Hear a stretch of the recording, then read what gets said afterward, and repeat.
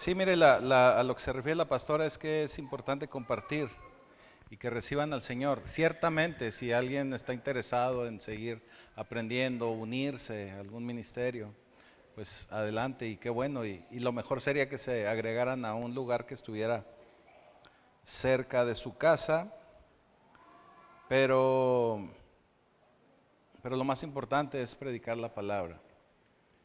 Y se lo digo de esta manera porque a veces en muchos lugares lo único que buscan es agrandar la membresía, pero realmente lo que nos ha llamado el Señor es a ser discípulos. Y vamos a la palabra, vamos a un pasaje que usted lo va a recordar. Y se encuentra en Mateo capítulo 16. Voy a leer primeramente este pasaje. Mateo 16, a partir del versículo 18.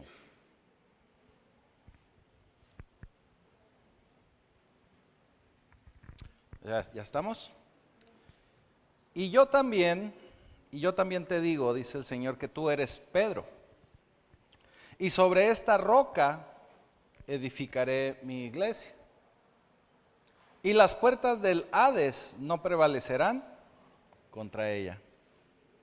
Y a ti te daré las llaves del reino de los cielos, y todo lo que atares en la tierra será atado en los cielos, y todo lo que desatares en la tierra será desatado en los cielos. Bendito Señor, te damos gracias, Padre Santo, por esta enseñanza, por lo que derramarás en este recinto el día de hoy. Y permite, Señor, que quede grabado en nuestra mente, en nuestro corazón, en nuestros miembros, que podamos convertirnos en hacedores de tu palabra. Y ya te damos gracias en el poderoso nombre de Jesucristo. Amén. Esta es una palabra muy interesante y que yo creo que todos la hemos escuchado y la hemos escuchado de diferentes formas. Más adelante, ahí mismo en el libro de Mateo, pero en el capítulo 18, el Señor vuelve a hablar de esto. Y mire cómo lo dice. Vamos a Mateo 18, versículo 15. A partir del 15 vamos a leer. Y dice, por tanto, si tu hermano peca contra ti, ve y repréndele estando tú y él solos. No quiere decir que vaya y lo regañe, ¿verdad? Es hablar. Y si te oyere, has ganado a tu hermano. Mas si no te oyere, toma aún contigo a uno o dos, para que en boca de 2 o 3 testigos conste toda palabra. Si no los oyere a ellos, dilo a la iglesia. Y si no oyere a la iglesia, tenle por gentil y publicano.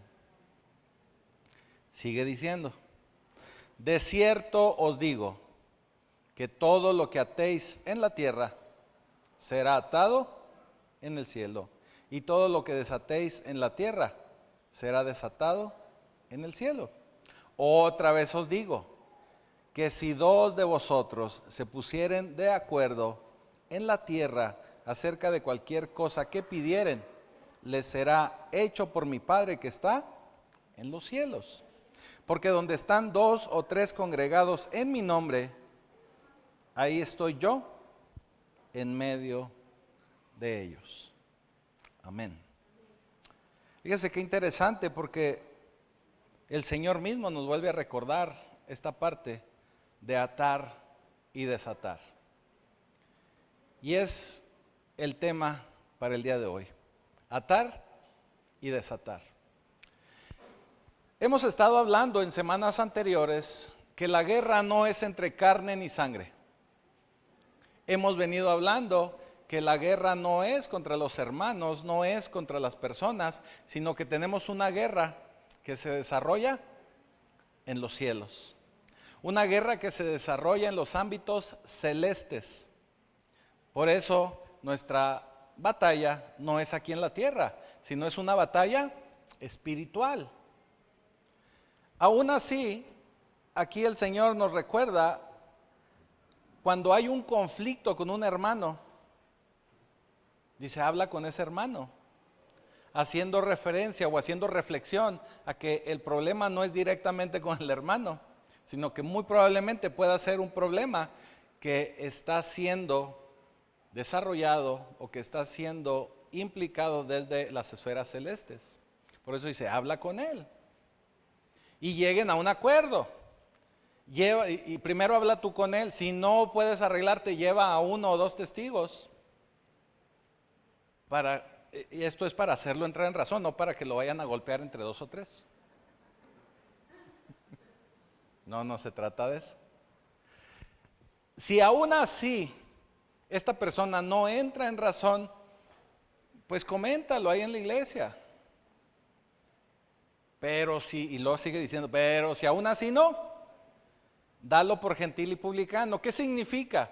Que una persona que no entra en razón y está en la iglesia, muy seguramente no ha recibido a Cristo.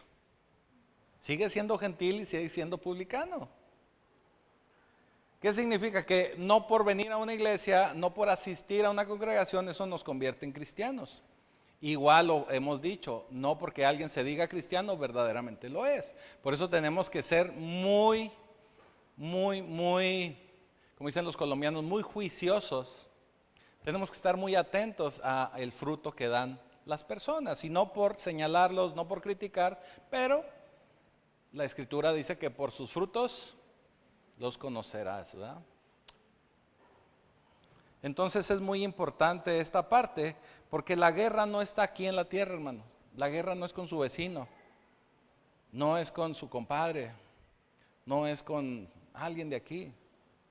La guerra se desarrolla en los lugares celestes. Y cuando nosotros tenemos que entrar a esa guerra, nos conviene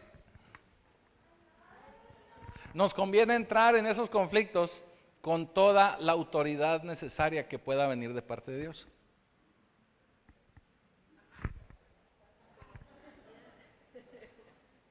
Nos conviene entrar en esos conflictos con la autoridad que viene del cielo.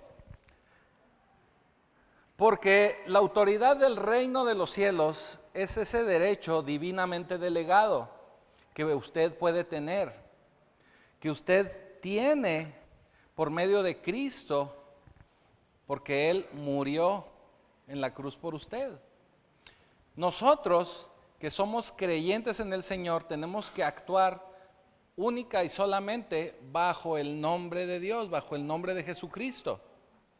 Eso significa que usted todo lo que haga lo tiene que hacer por medio del Señor para poder contar y poderlo hacer con esa autoridad que viene de Dios. Esa es la autoridad. Y esa autoridad es traer el gobierno de los cielos, el gobierno de Dios espiritual bajo el señorío de nuestro Señor Jesucristo para poder actuar en la tierra y para poder actuar también en los lugares celestes. Eso significa que con el reino de los cielos, con el reino de Dios viene la autoridad. Y la autoridad, usted sabe, y no solo la autoridad, sino para poder actuar y movernos en esos reinos, en esos lugares celestes, la manera de conectarnos, y eso está ligado a otra enseñanza que vimos hace unos días, es por medio de la oración. ¿Sí recuerda? Por eso lo vamos enlazando. ¿Sí se está dando cuenta? La guerra es en lugares celestes y nosotros lo podemos hacer y contribuir en esa guerra y luchar en esas guerras por medio de la oración. Porque una oración de reino, ya lo hemos dicho, es un acceso divino autorizado por el cielo. Es la forma en que nos conectamos con Dios y nos conectamos con los lugares celestiales. Ahora, muy probablemente usted, si ya tiene tiempo o ha tenido tiempo en la iglesia del Señor, usted muy probablemente ha escuchado a más de una persona decir, y yo ato esto, y yo desato aquello, y yo vuelvo a atar, y ato y desato. Sí, yo creo que todos hemos oído esas cosas, ¿verdad? Y de pronto anda la gente más atadora y más desatadora que diciendo, wow, ¿eh? Qué barbaridad. Entonces, es algo bien interesante y por eso es que hoy vamos a tratar este tema de atar y desatar. Porque no podemos andar declarando y diciendo ato y desato así nada más porque sí. así a la ligera, vamos a decirlo.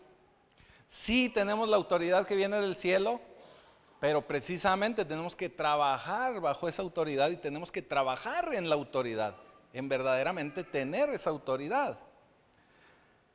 Porque tenemos que entender lo que significa verdaderamente esta frase y cómo se utiliza para verdaderamente aplicarla y tener los beneficios que podemos llegar a tener de este atar y este desatar. Porque tiene usted que saber que no es una fórmula mágica, no es un mantra que usted repita. Disculpe que use estos términos, pero lo tenemos que entender así. No es algo que usted repita y se haga porque lo está repitiendo. No es de esa manera. O simplemente el estarlo diciendo vamos a lograr que Dios haga lo que yo le pido que haga. Tampoco es eso. Porque tenemos que saber que hay una soberanía que es de Dios. Dios es soberano.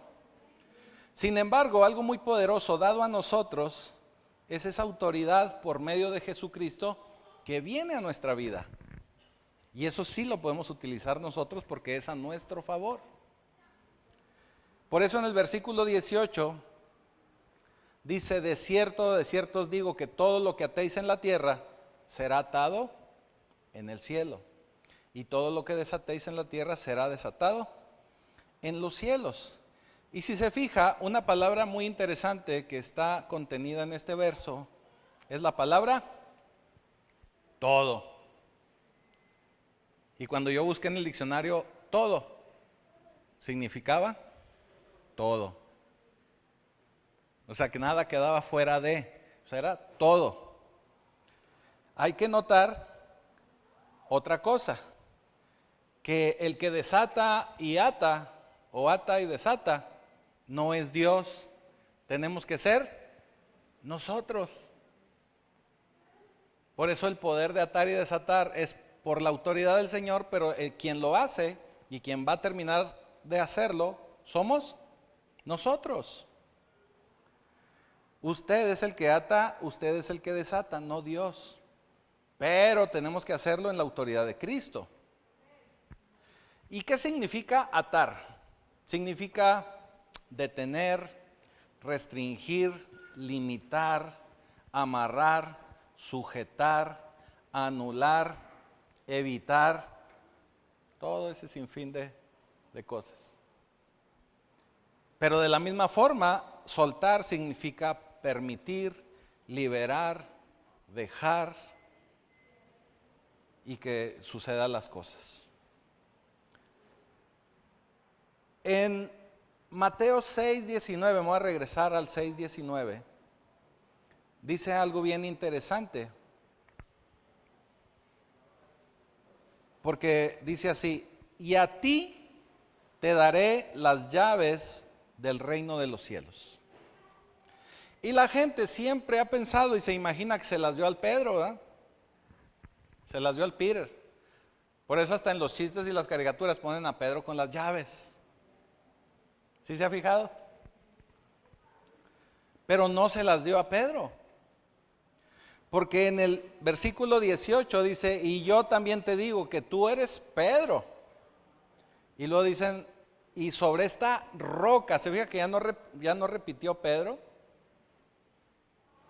Porque en el original se está refiriendo a la roca del edificador. Dice: sobre esta roca edificaré mi iglesia. El Señor se está refiriendo a Él mismo. O sea, nomás le está recordando: tú eres Pedro, pero sobre esta roca voy a edificar mi iglesia. O sea, en Él. Y termina diciendo: y las puertas del Hades, las puertas del infierno, no prevalecerán contra ella. ¿Contra quién? Contra la iglesia.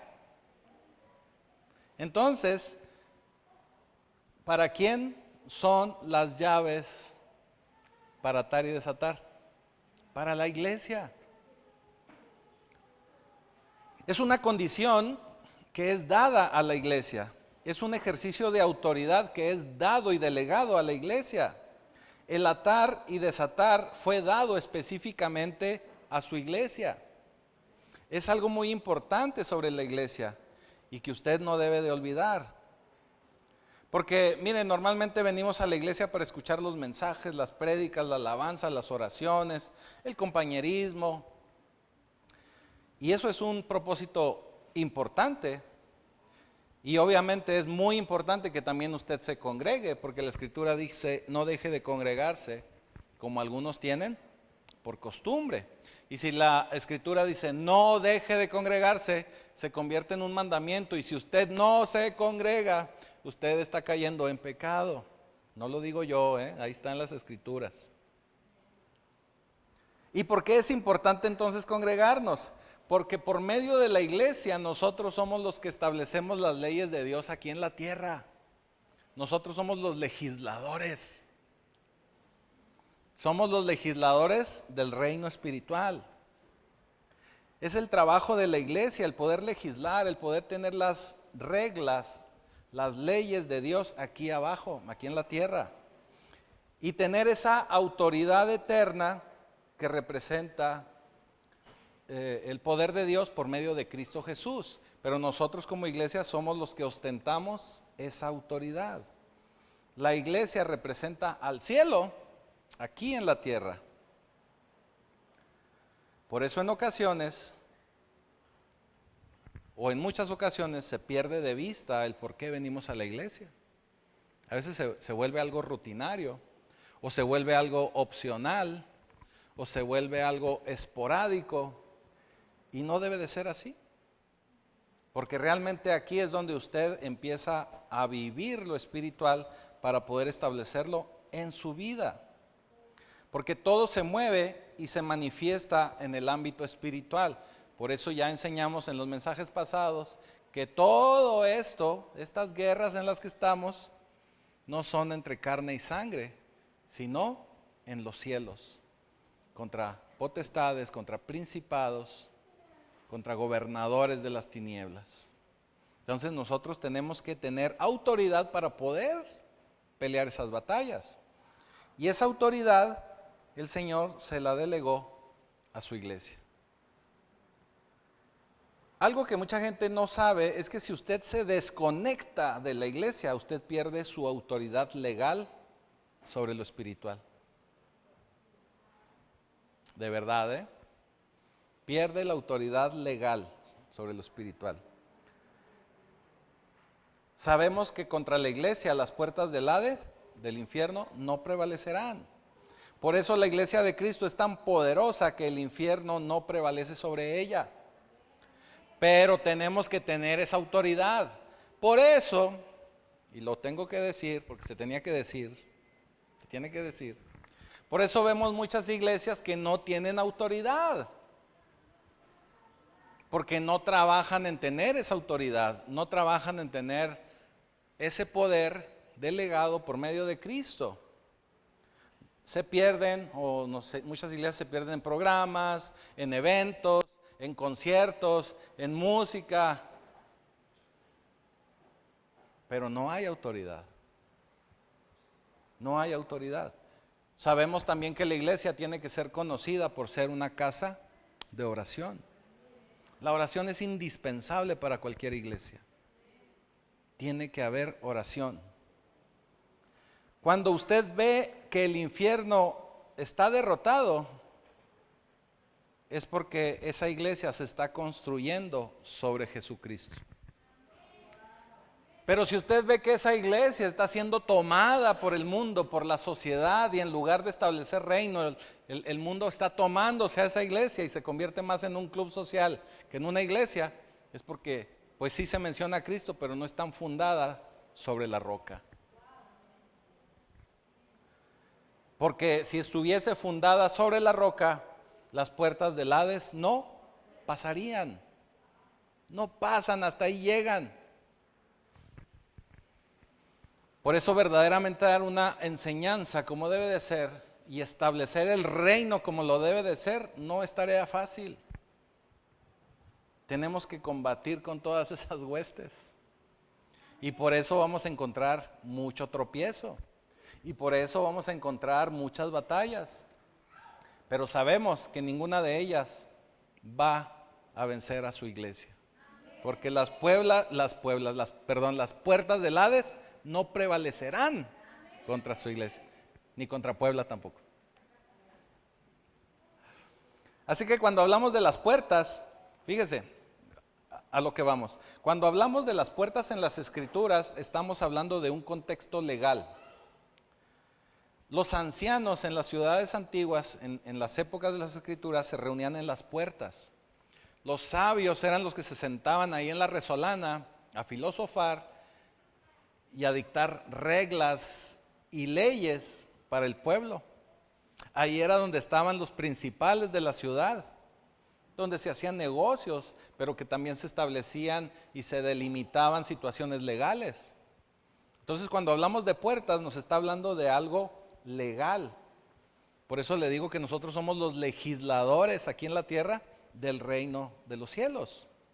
Ahí en las puertas se sentaba el Congreso, se sentaba el Parlamento, se sentaban los senadores. Ahí es donde se legislaba. Y todo lo que hace el infierno en nuestras vidas, o lo que intenta hacer el infierno en nuestras vidas, lo hace por la vía legal. Usted tiene que saber esto. El demonio, cuando actúa o quiere actuar en nuestras vidas, lo hace de manera legal. ¿Qué quiere decir legal? Para que se dé una idea.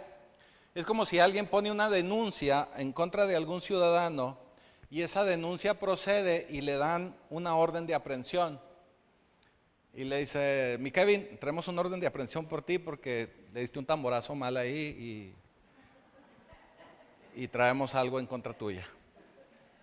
No se crea, no, pero los tamborazos no son pecado. Traemos algo. Entonces traen una orden de restricción, es una cuestión legal. ¿Qué hace alguien cuando trae una situación legal? Va a un tribunal con un juez y saca un amparo. Saca un amparo. Y cuando usted trae el amparo, le dicen, mira, mi Satán, hazle como quieras, pero aquí no te vas a acercar. Que yo estoy amparado, yo traigo la autoridad del Señor, estoy justificado por medio de Cristo, así que por aquí no vas a pasar.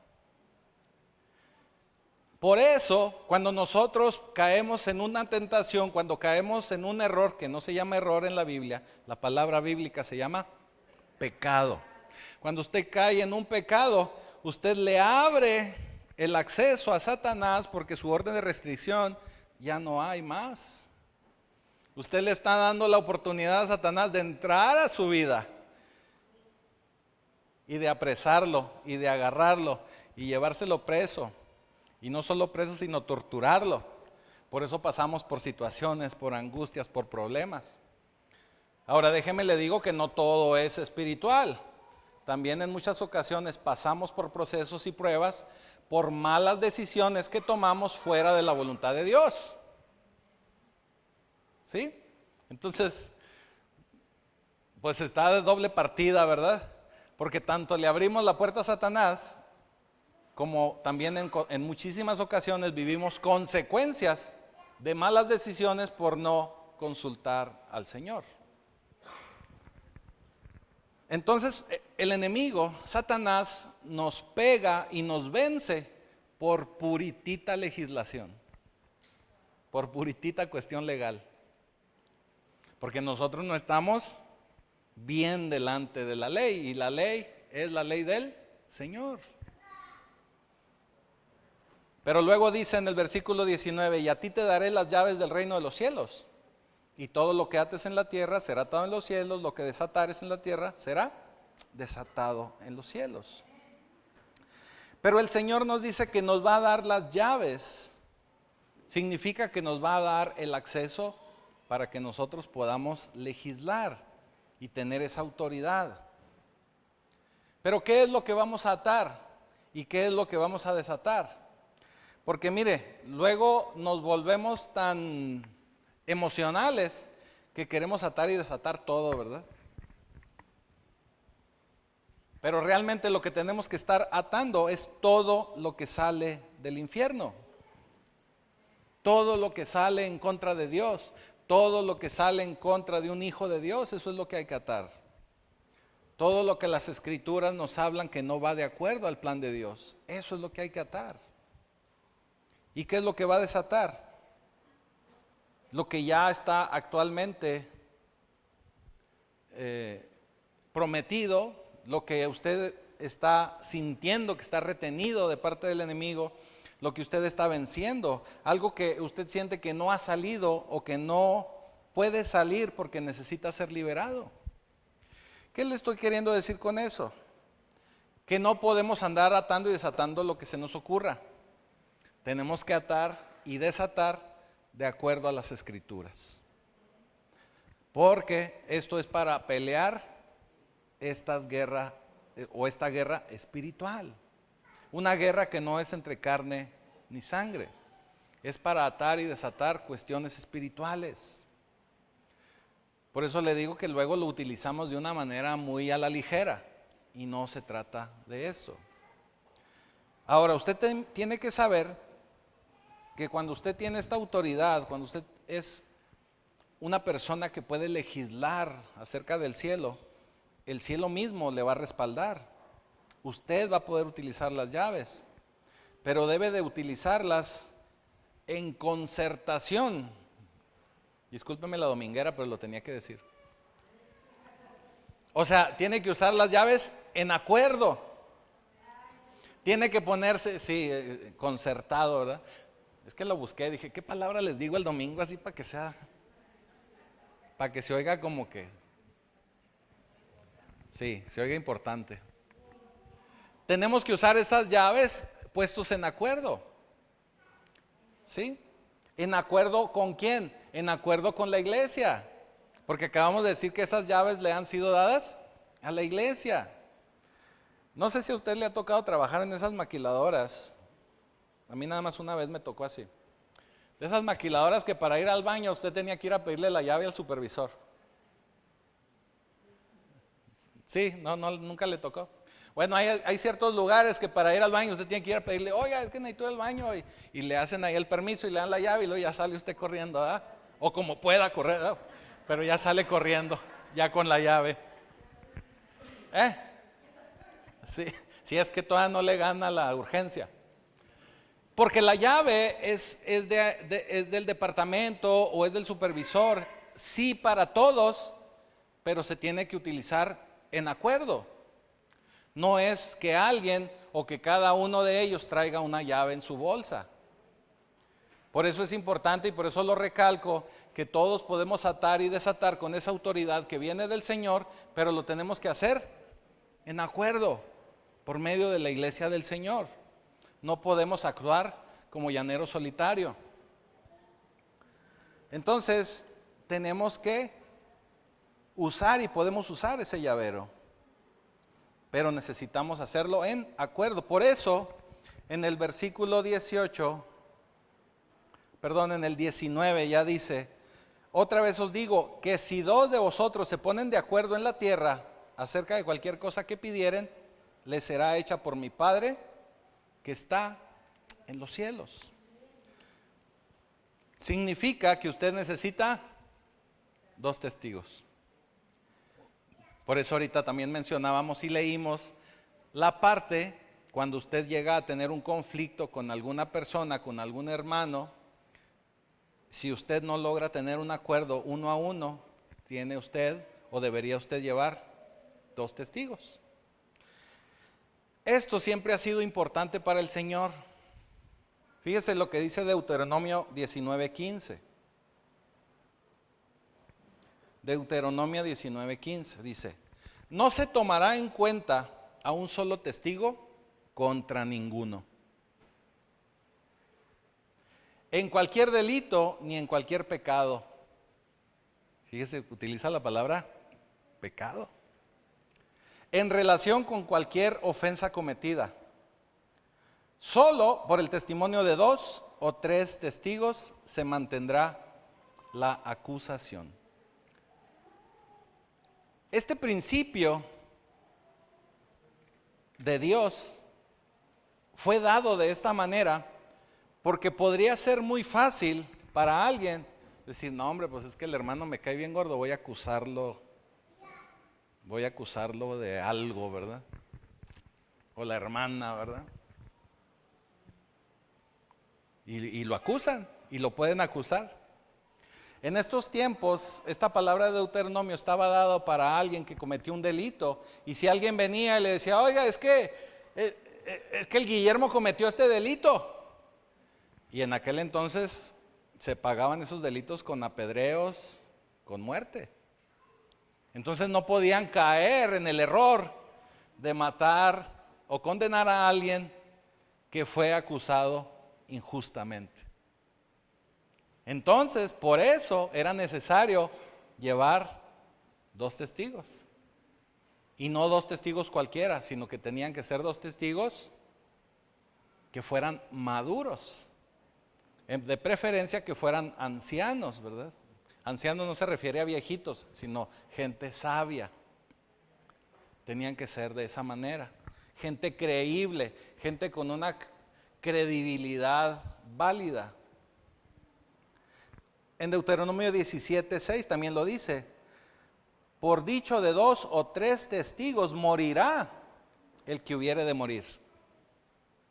Y no morirá por el dicho de un solo testigo. O sea, se requiere más de uno para poder acusar a alguien. Con 2 o 3 testigos usted integra un quórum legal. Y Jesús toma este principio y lo establece para darnos esa autoridad espiritual. Agarra el Señor este principio, que son principios de Dios, y el Señor lo da también este principio a su iglesia. Por eso dice, si no corrige aun y cuando lleves 2 o 3 testigos, bueno, pues llévalo también a la iglesia. Pero esos 2 o 3 testigos tienen que ser gente madura y de preferencia pues también gente de la iglesia, gente de fe, gente de la congregación, gente que de alguna manera nos podemos asegurar que tienen temor de Dios para caer en una mentira, en un pecado, en una difamación, en un falso testimonio. ¿Sí nos vamos dando cuenta? Versículo 17 dice, si no oyere a ellos, dilo a la iglesia. Y si no oyere a la iglesia, tenle por gentil y publicano. O sea, si aún así no hace caso, pues hay que volverle a compartir el evangelio para que reciba al Señor. Y mire, créame que estamos llegando a tiempos donde a la misma iglesia se le tiene que predicar el Señor. Estamos llegando a esos tiempos. Cuando alguien no está conectado con la embajada, vamos a decirlo así, cuando alguien no se conecta con la embajada y la embajada somos la iglesia, se pierde la autoridad de atar y de desatar, porque esta autoridad fue dada a la iglesia, no al individuo. Eso significa que si usted se desconecta de la embajada, pierde la autoridad. Ya hace un momento yo le mencionaba que no debemos de dejar de congregarnos. Eso usted lo encuentra, para que vea que sí dice, en Hebreos 10:25. Hebreos 10:25 dice, no dejando de congregarnos, como algunos tienen por costumbre. Fíjese qué curioso, se vuelve costumbre el no ir, se vuelve costumbre el faltar.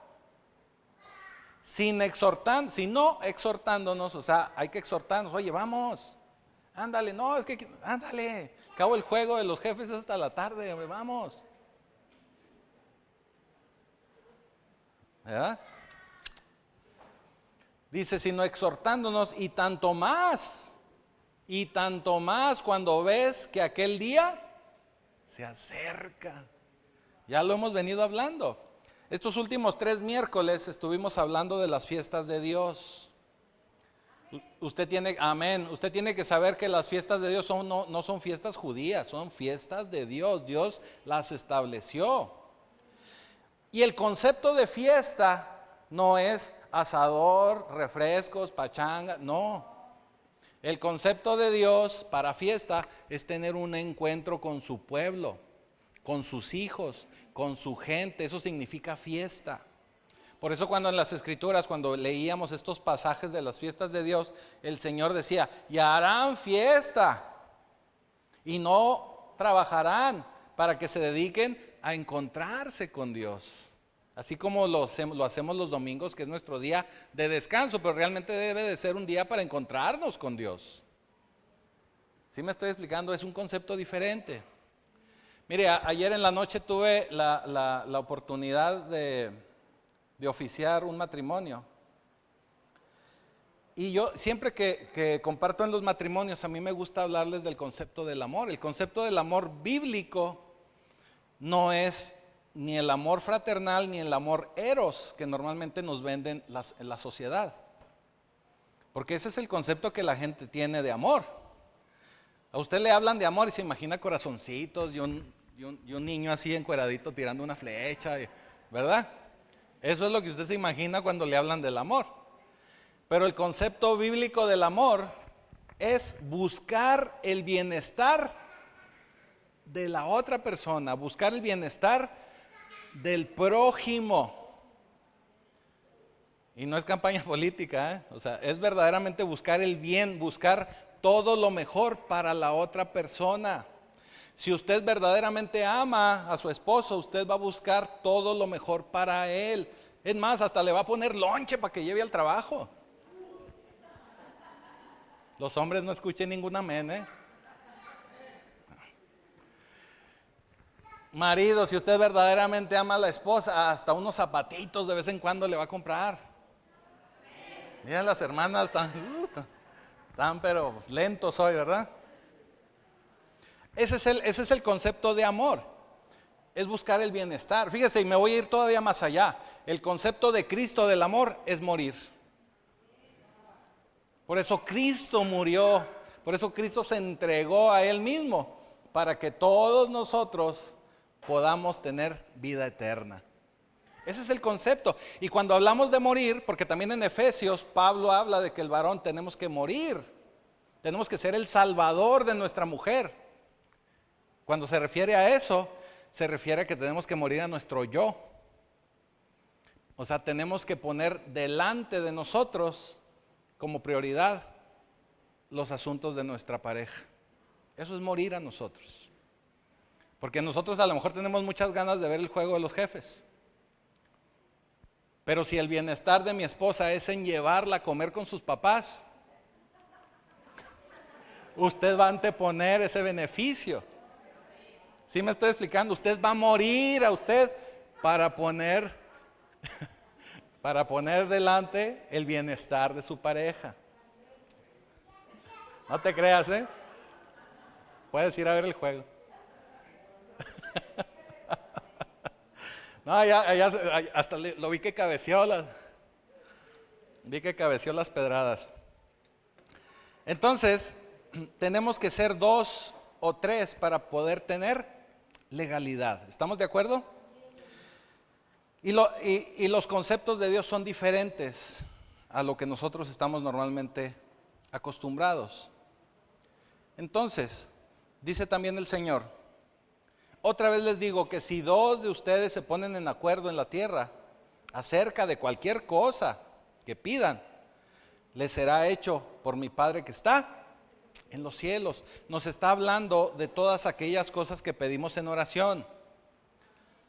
Ya les he puesto examen varias veces, pregunta recurrente: ¿cómo debe usted orar para que su oración sea efectiva? Saque una hoja en blanco, póngale el nombre.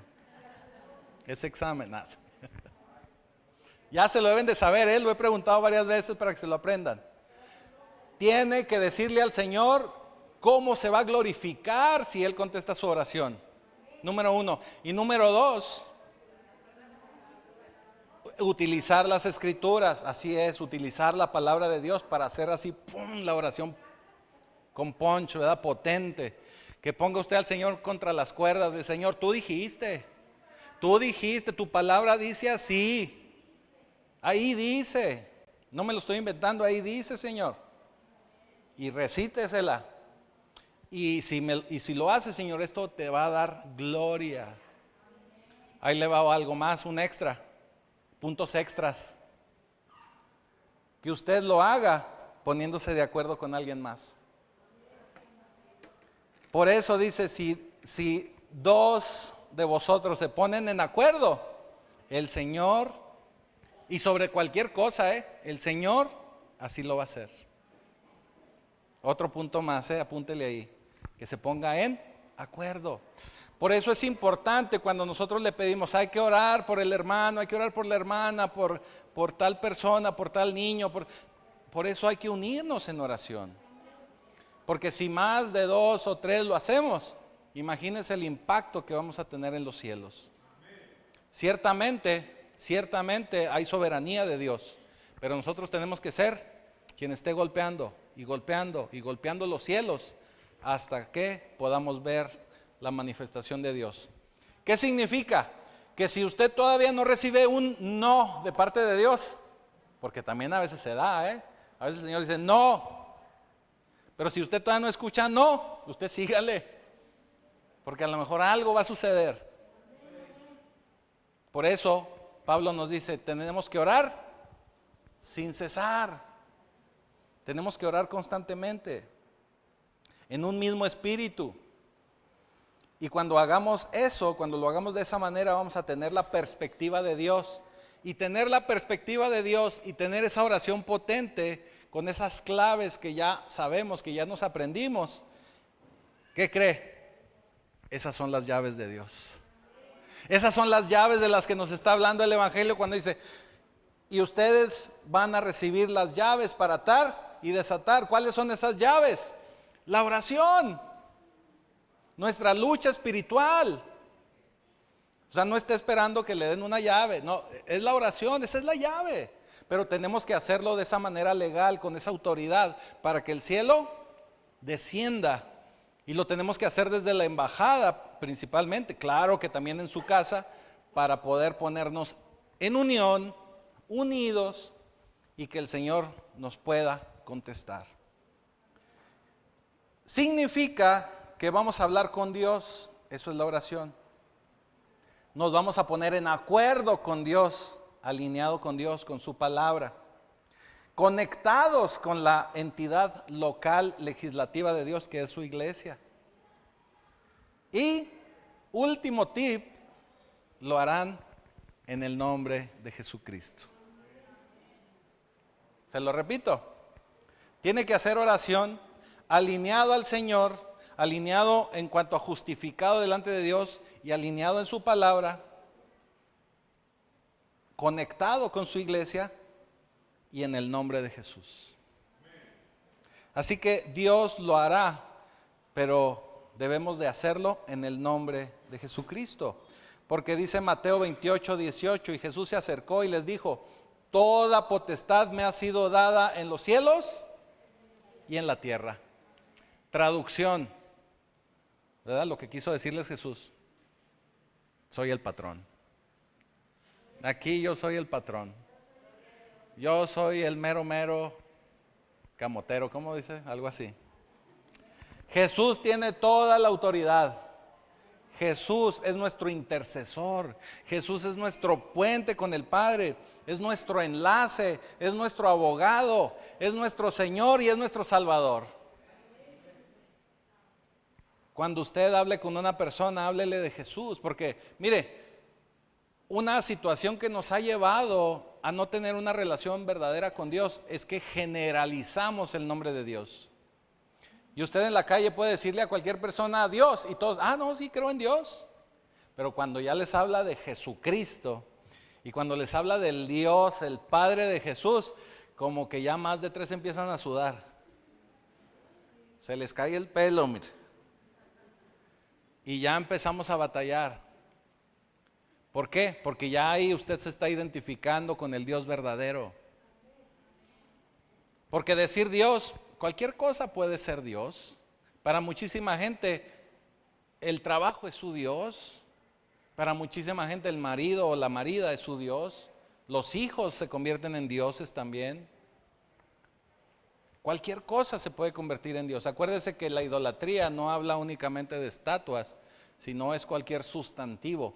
Cualquier cosa que evite que usted tenga una relación directa con Dios. Cualquier cosa que se interponga entre usted y Dios, eso es idolatría y puede ser cualquier cosa. Cualquier cosa se puede convertir en eso.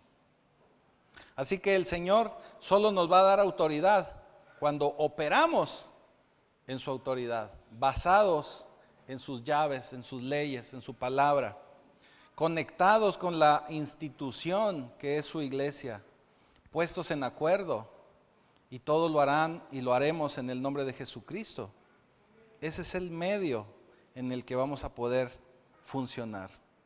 Porque Jesús siempre tiene que ser el centro de todas nuestras decisiones. Porque la autoridad es Cristo. Y la cabeza de Cristo, de la iglesia es Cristo. Y la iglesia es la encargada de atar y desatar. Pero todo lo tenemos que hacer en acuerdo, en una provisión divina de Dios. Y el Padre va a responder cuando lo hagamos de esa manera y que además lo hagamos en el nombre de Jesús. Porque usted no me va a dejar mentir, pero hay muchísima gente que ora y dice, en el nombre de Jesús te lo pedimos. Pero pues andan pidiendo cosas que no están alineadas a la autoridad de Dios. O está alineada la oración a la autoridad de Dios, pero su vida no está alineada a la autoridad de Dios. ¿Sí? Mire, un ejemplo que yo le pongo a los varones lo van a recordar porque lo he dicho un par de veces o más. Cuando usted trae en su auto las llantas desgastadas, y hasta rechinan a veces, ¿verdad? Cuando ya están muy desgastaditas, ya ahí va. Si usted llega y dice, a ver, cámbiame las llantas, y le cambian todas las llantas. Nueva de paquete, como usted lo pedía. Y le cambian las llantas, y así le sigue usted dando al carro. En muy poco tiempo, también esas llantas nuevas también se van a desgastar disparejas, se van a desgastar mal.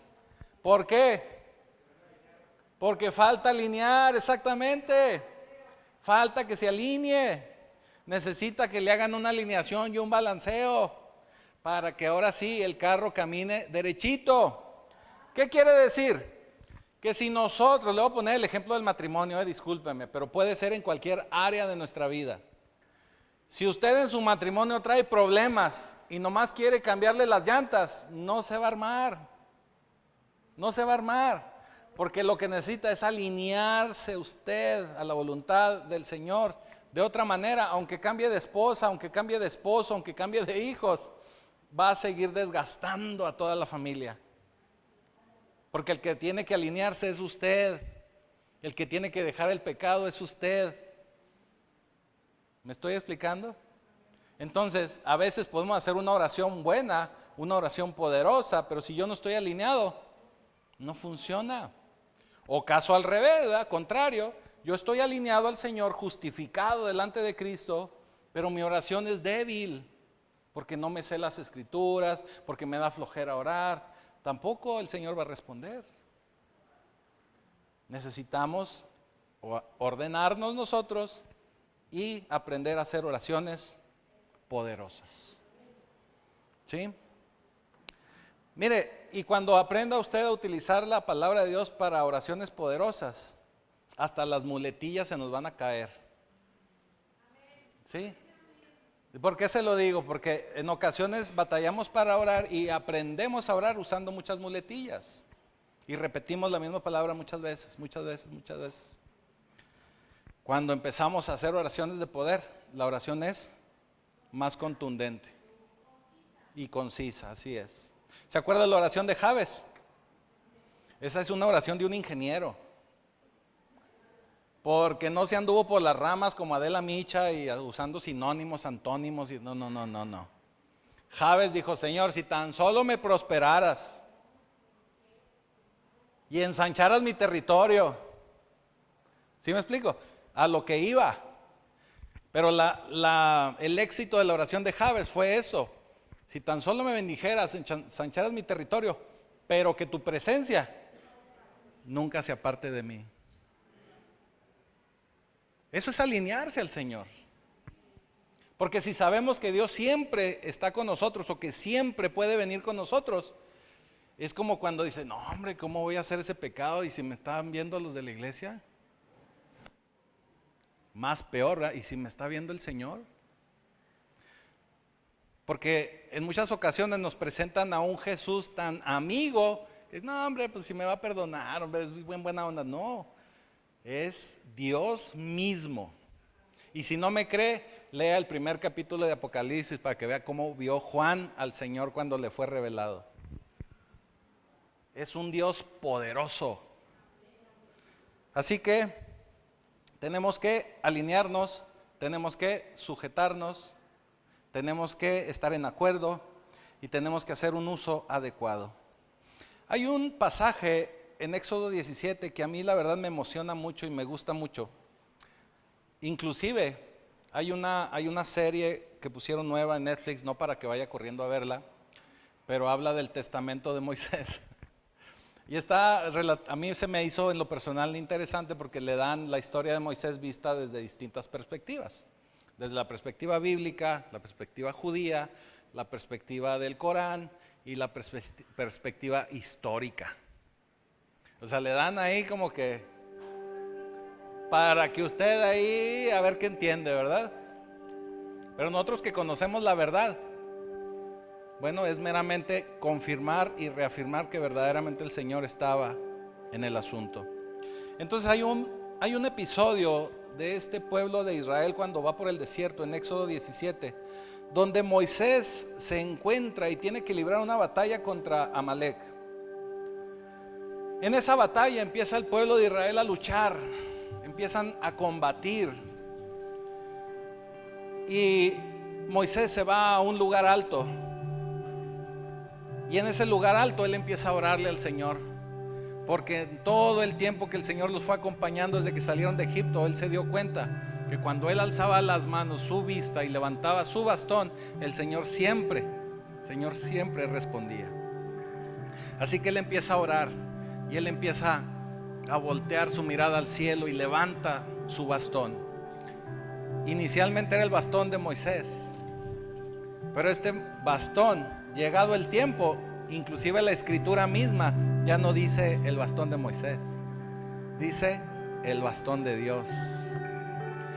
Y él levanta ese bastón, levanta su mirada y está orando, y mientras él mantenía los brazos levantados, el pueblo de Israel prevalecía, porque la batalla no era entre carne y sangre, que sí era, pero Moisés estaba librando la batalla espiritual.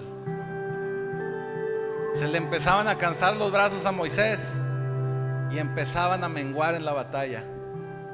Pero nuevamente levantaban los brazos y nuevamente volvían a dominar. Hasta el punto en el que el pueblo se da cuenta y van dos de los discípulos, de los cercanos a Moisés, y le ayudan a mantener los brazos en alto. ¿Qué le quiero decir? Le ayudan a estar en oración, en acuerdo. Dos o más testigos orando junto con Moisés, y de esa manera el Señor empezó a responder, y finalmente sabemos por medio de la escritura que el Señor les da la victoria de esa batalla. Significa que el Señor responde, significa que había más de dos orando por la misma situación. Eso significa que la victoria de Dios va a venir a tu vida, va a venir a tu vida.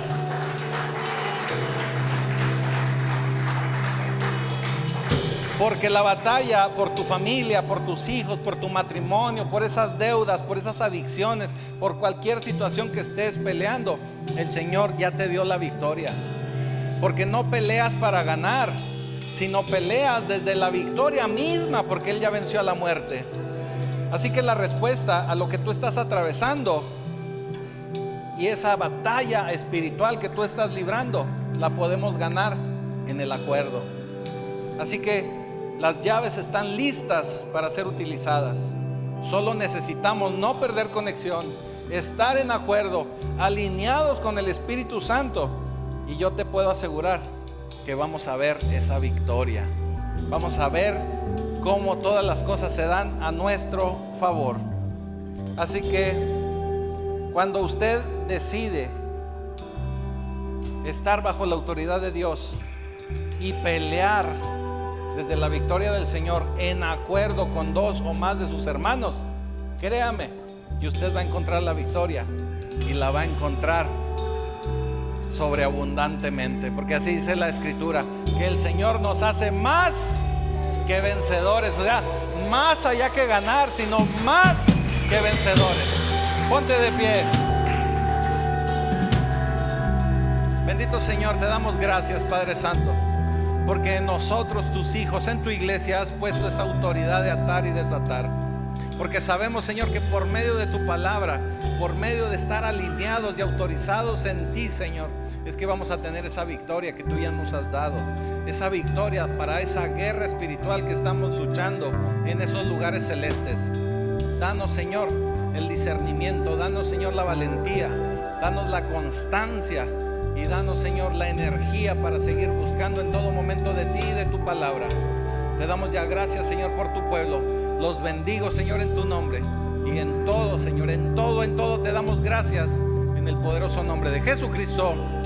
Amén.